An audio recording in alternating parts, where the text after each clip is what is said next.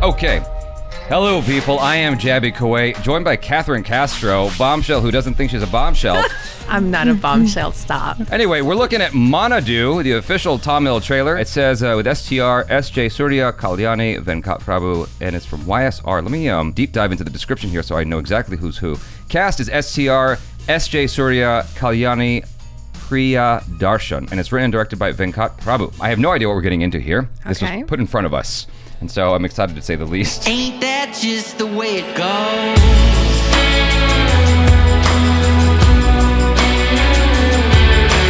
You guys, if you haven't already, hit that subscribe button, bell icon, all notifications, and vote this up to let YouTube know you're enjoying what you're watching. And make sure to follow Katherine Castro, bombshell who doesn't think she's a bombshell. Here we go. I'm blushing. Your time starts again.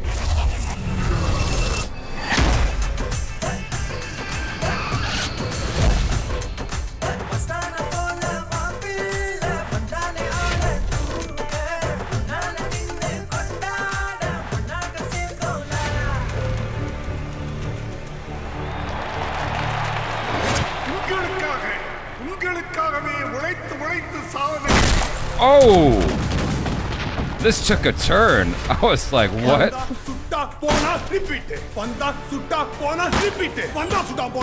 this, Live, Die, Repeat? Oh, yes. Cut. Edge of Tomorrow.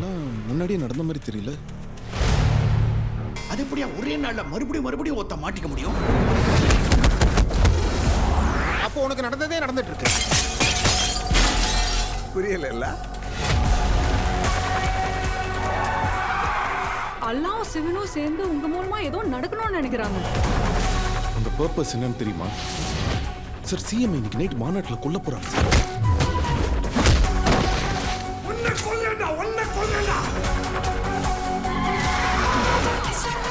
CM செத்தா சாவுக்குண்டா. அவன் சொன்ன மாதிரி நீ அந்த டே cross பண்ணி போயிட வேண்டியதானே?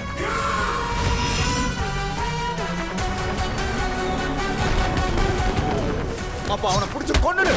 Sir அவன் சாவக்கூடாது சார். என்ன என்னமோ டெனட் படம் மாதிரி போட்டு குழப்பற.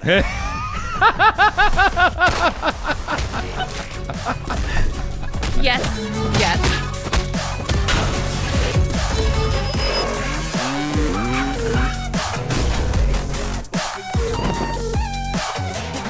Wow, he runs like a Terminator. Conference. Okay. Yep. So there you go. You know what I love about Indian films is that when they love something, when they are giving homage to something, it's very overt. If I'm watching like an Indian show, for instance, there'll be posters in the background of the movies that they love. It's very on the nose, and we don't do that here in the States. Everything is so subtle that 99% of people won't catch it. When Wes Anderson, for instance, pays an homage to Apocalypse Now, no one knows, generally speaking, except for this scene with the play, but like there are shots he steals. The only shot that you would recognize out of Rushmore is the one from The Graduate. That's a very obvious one, but most of it is like these nuanced things where you're like, if you watch a lot of movies, you'll get these inside references, but most of the time you miss it. Here, they're like, don't confuse me like Tenet, like Christopher Nolan's Tenet, which he made a year ago. And I was just gonna say, okay, this reminds me, this has a mix of Tenet. Yeah. This has a mix of the Tom Cruise movie, Edge of Tomorrow, Live, Die, Repeat. Groundhog's Day. There's also the one with Jake Gyllenhaal, which is like... I was just gonna... Yeah, I can't remember the name of that one. I can't remember the name either. That's Source Code. Source Code. So... Yeah.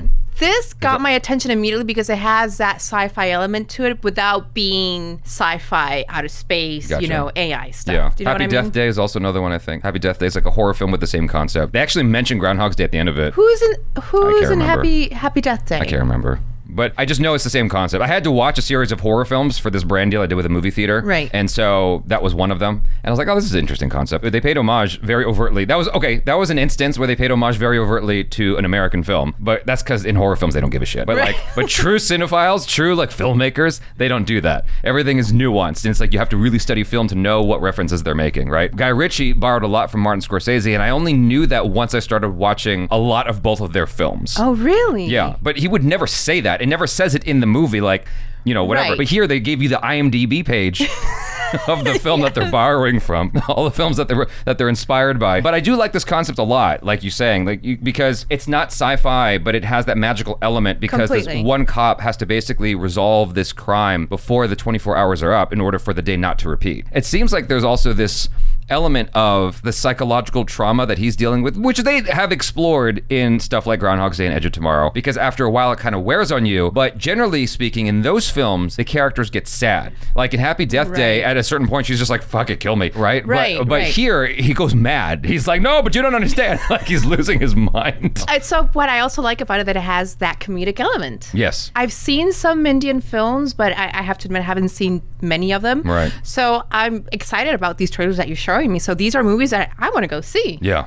Yeah, me too. See, here's the interesting thing about the way they cut these trailers. Like at the very beginning, I was not expecting the direction for it to go. It did a complete 180 because it was like musical and dancing. Right, you know? right. It's like it felt like a completely different movie for a second. And then they shot that man right in the head. It's like, what? Yeah, exactly. It was all very happy-go-lucky, you know, and then suddenly dark. Very dark. Whenever there's a trailer and they're like showing you happy stuff, I'm always expecting some kind of thing where the rug gets pulled out from under you. But like to that degree, I was like, whoa. I remember my first time experiencing that with South Indian cinema, where it felt like a very happy movie, and then this dude gets his arms cut off and it's very violent, and I'm like, whoa, this is a real tonal shift. But the thing you have to expect sometimes, like half the time with Indian films, because it's not all the time, because I watched a film called Sardar Udham recently, which is like my new favorite Indian movie. It's tonally consistent, but as far as from the Western perspective, but from the Western perspective, Indian films, they mix the tones a lot. Like you have that happy-go-lucky thing, but you have the serious thing. Then you add on top of this magical sci-fi element, which I actually am very excited by, because the cop doesn't seem like he's very agile. He doesn't seem very athletic. No. Right? But he's running like a Terminator, like you said. No, but the bad guy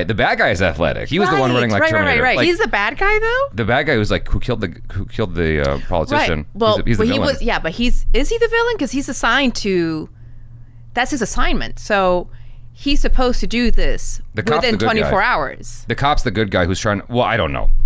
I don't know.